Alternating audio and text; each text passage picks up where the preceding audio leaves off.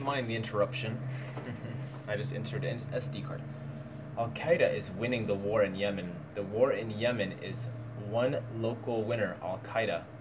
The Saudis seem oddly unconcerned. Since early April, Al-Qaeda in the Arabian Peninsula has controlled Yemen's fifth largest city,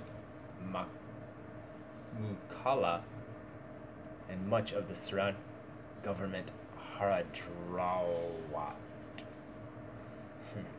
UN chief disappointed over Yemen truce failure. Despite the continued airstrikes, despite the fighting, our humanitarian colleagues and their partners were able to distribute some vital aid to the desperate people of Yemen.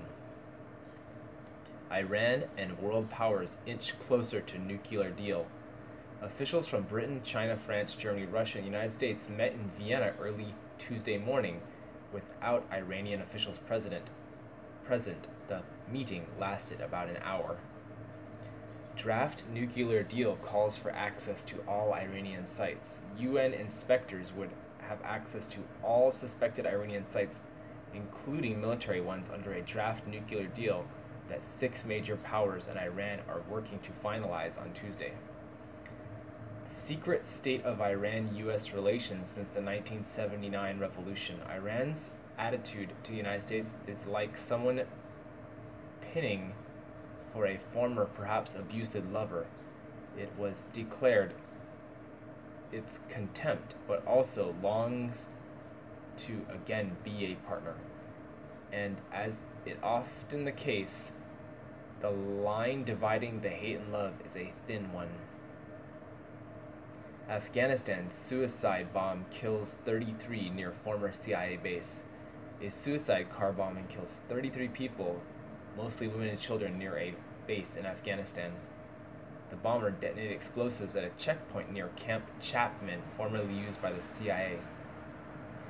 32 killed in al-Shabaab attack on Somalia. Explosions kill 14 in North Cameroon town near Nigeria. 10 Libyan soldiers killed fighting Islamists in Benghazi.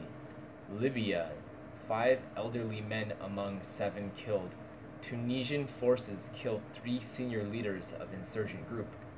At least 1 killed in Nigeria's suicide bombing. U.S. considers drones in North Africa to monitor the Islamic State. The United States is discussing with countries in North Africa about locating drones at a base there to heighten monitoring of the Islamic State in Libya. Poroshenko orders all illegal arms ground disarmed in Ukraine amid standoff with right sector.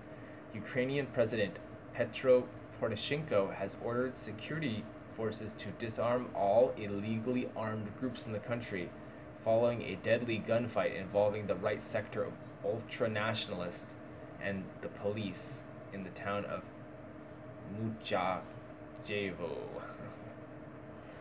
U.S. considers training Ukrainian troops. U.S. officials are considering expanding the American military training mission in Ukraine to include Army and Special Operation troops, likely focusing on issues like tactics and combat medicine. Tsipras, Greek, faced financial strangling, will keep fighting. The Greek minister promised that no matter what the burdens will be, it will not be the case that those who have shouldered the burden trying the last years will be stuck footing the bill once more. Those who avoided paying, many of whom were protected by the previous governments, will shoulder the burden. Greece bailouts deal sparks domestic opposition. Greek junior coalition partner says it cannot back agreement with EU as civil servants union calls for 24-hour strike. Puerto Rican officials advisors hold meeting with creditors. Puerto Rican official advisors on Monday held the first of what they say will be several meetings with creditors to explain why they believe it is necessary to restructure the U.S. territory's basic debt amid deepening economic crisis. Escaped drug lord El Chapo in Sinaloa.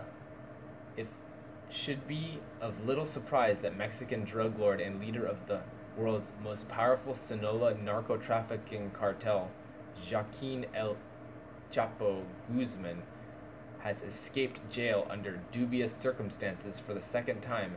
How quickly he has been allowed to flee is, however, remarkable. DEA knew about El Chapo escape plans.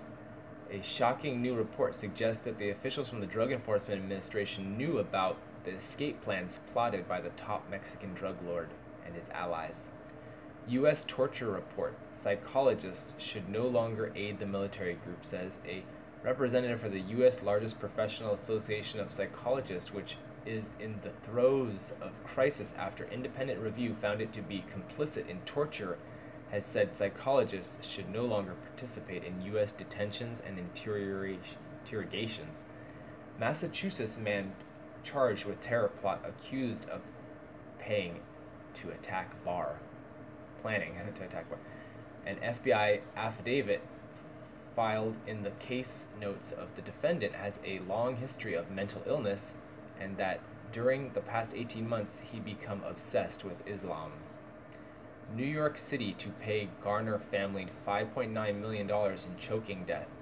The New York City has agreed to pay $5.9 million to the family of Eric Garner, who died after a violent arrest. The arrest was captured on video, and Garner's words, "I can't breathe," became a slogan of the protesters nationwide. Wisconsin Governor Walker says running for U.S. president in 2016. Walker announced Monday he was joining the crowd of Republican field seeking the White House for election. That's the news.